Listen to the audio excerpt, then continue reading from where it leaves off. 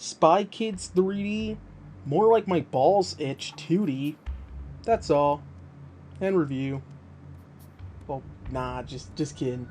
How many more times gonna use that joke in my reviews? Oh no. Speaking of reviews, remember when I hinted at doing a review of Drowned God, Conspiracy of the Ages, then never made the review, and I kinda fucked off for another 6 months? Nobody does, because nobody watched that video. And because nobody watches my videos, I can promise as many different reviews as I want and never actually review them. Next review is going to be a Flash game. Seriously, believe me. Fucking trust me on this one. No way I could be lying. So the question that nobody is asking is, why are you reviewing a movie? Just because I fucking feel like it. The last time I watched this film, I was a wee little lad, and now I'm a full-grown man-child. Another reason is absolutely fucking balls CG from this film. Have you ever gone back to films from the late 90s and early 2000s that use CG? Looked good for its time, but now looks uncanny and off-putting. Have you ever watched something as a kid and liked it for no comprehensible reason and revisit it years later laughing how bad it was? That's me in this film. This isn't a video about how Spy Kids 3D is actually an underrated masterpiece that the critics just didn't get. No, it's a fucking loser talking about a nearly 20-year-old kid's film to an audience of nobody. So Spy Kids 3D Gay Lover is a film directed by Robert Rodriguez, distributed by Miramax, and oh no, produced by Harvey Weinstein. The film starts with the world's biggest fucking idiot, Junie Cortez, doing some freelance investigation work so he can save up and buy a video game called Game Over. Sylvester Stallone shows up in disguise, advertising the release of the game. Sylvester Stallone is the toy maker, the creator of Game Over, and is easily the best part of the film. How they got Sylvester Stallone to put on a variety of Party City costumes and act out a bunch of dumb scenes in this is beyond me, but impressive nonetheless. Then Junie, being a total dipshit, exits the line so he can look at a poster, then gets frustrated that he can't re-enter the line he just exited, and trips like a fucking idiot, dropping his piggy bank, causing all of his hard-earned money to fly away in the wind. This thing always pissed me off as a kid. Like, what was he expecting to happen when he exited the line? Junie is just hanging out in his Epstein Island treehouse base, reading a letter from Steve Buscemi when he gets a call from the president telling him that his sister has been trapped in Game Over, trying to stop the toy maker from using the game to control the population's youth. Oh no! Junie goes to OSS base so he can enter the game and save his sister. Important thing to note in this scene is that if you were watching the film in 3D, this would be the part where Mike Judge tells you to put on your 3D glasses. This film is in 3D, and the animators make sure to remind you every second of the film that it's in 3D. Better get used to that. The moment Junie enters the game, he is assaulted by shitty CG frogs and pogo sticks that stick their tongues out the viewer. Hope you love seeing characters reach out towards the screen over and over again, because this film loves that shit. We then get to see some nerd with goggles lose his Reddit gold and then kill some Pepes. Whoa! Whoa! Hope you fucking love this shot of shit flying towards you, because this film loves reminding you that Spy Kids 3D Game Over.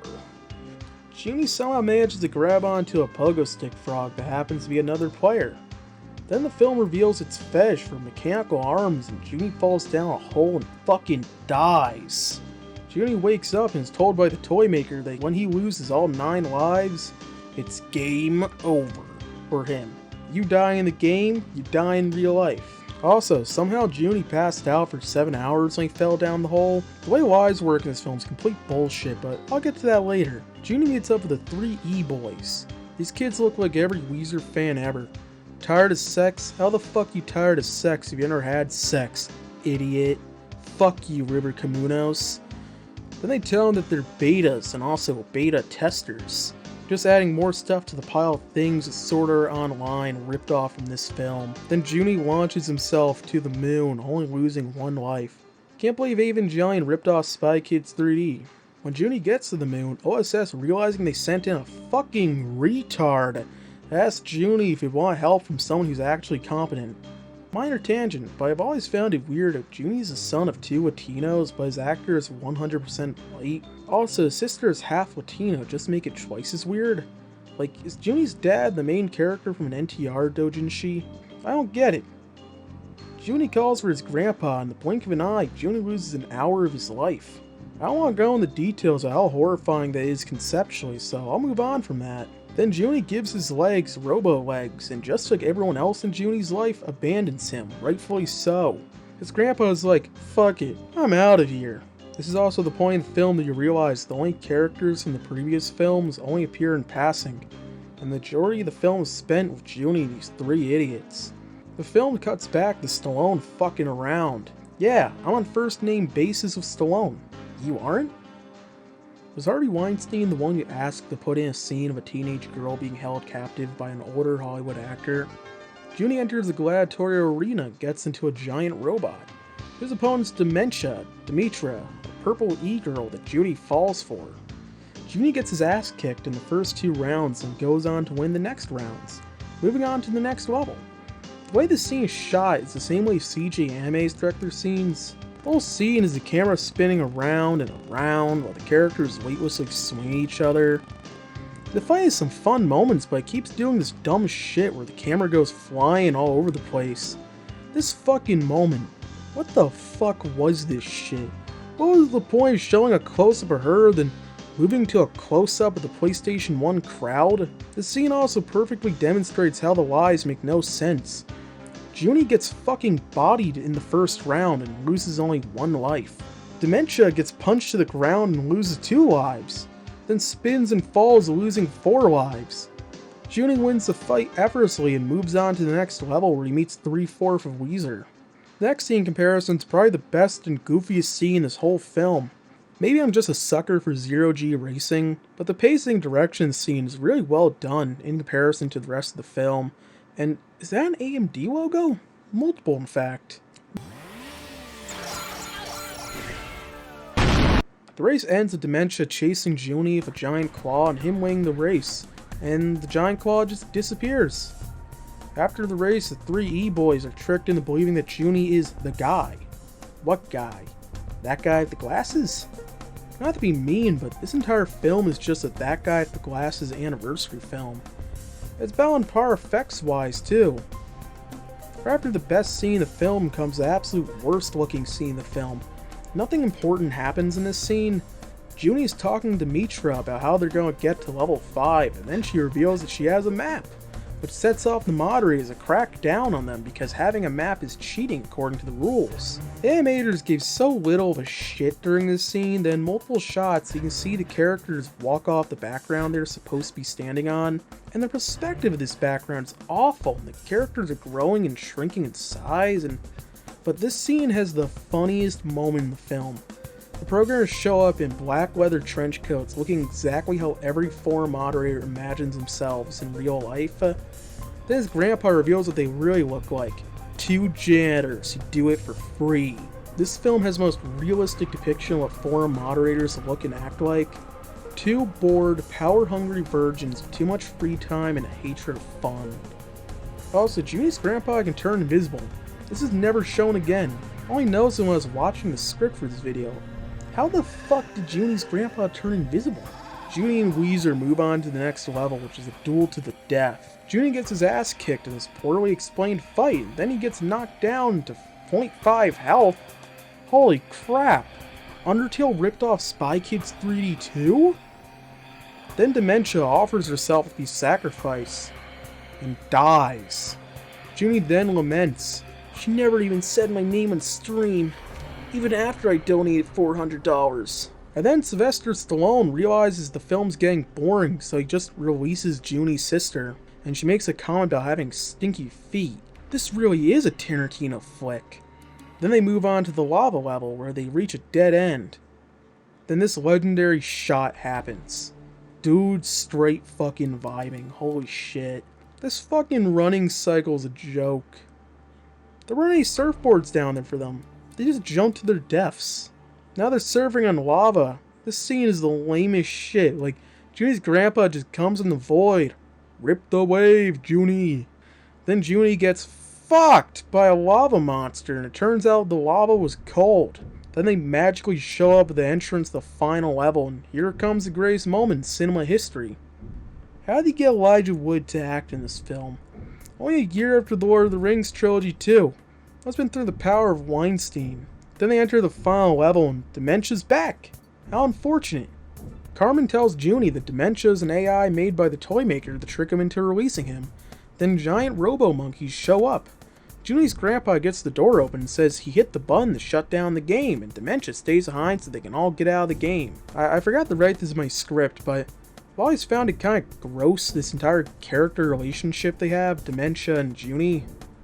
It's like this fucking 40-year-old man, 50-year-old man made an AI 12-year-old girl to fall in love with a 12-year-old boy. This is kind of gross. You just put in, out of context, it just sounds gross. An elderly man made a robot girl AI to get, a 12-year-old boy horny. That's gross. This is sick. Sick! Sick, I tell you. The three dorks say their goodbyes and give Junie's sister their emails, dude, she's not that into you. Just trust me on this one. Then Junie's grandpa gives this really weird speech about how Junie looks up to him in the game world like he's a superhero, and how he wants him to look up to him the same way in the real world. But the speech makes no sense because at what point in the film was it implied that Junie looked down or had anything but the utmost respect for his grandpa?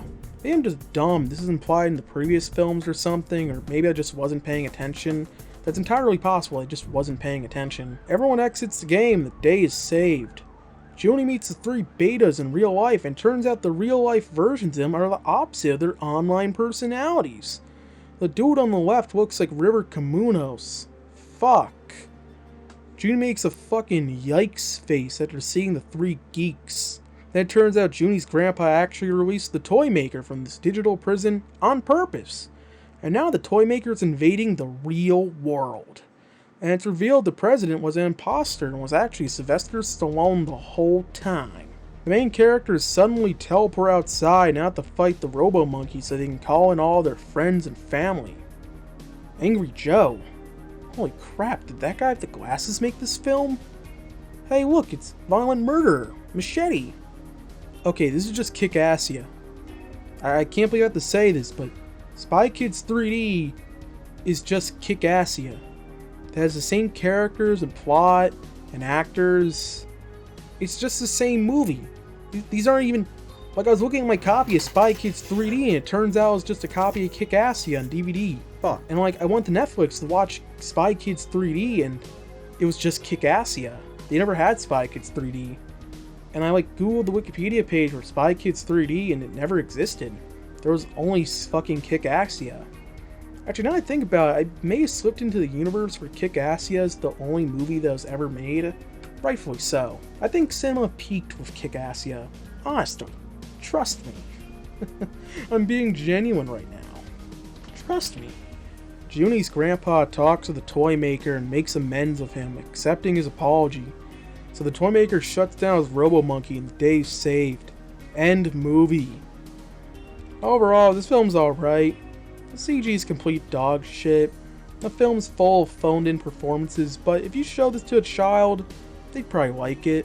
Put this film in front of a 7 or 8-year-old and they'll be hypnotized for the duration of an hour and 30 minutes. Why not get enough time to do heroin or shove the TV remote up your ass or anything but watch fucking Spy Kids 3D? As a film for kids, it does its job and it keeps them entertained. For fully developed adults, it's an hour and a half of bad CGI and cheesy action. I haven't watched them recently, but I remember the first two films being overall better. So maybe save this film as a last resort. Kids are fucking stupid and watch the same film a million times, so maybe you can just cheap out and show them the first film 5,500 times. That ends this review. Remember to report, dislike, and leave a mean comment on this video. And the next review will be right now.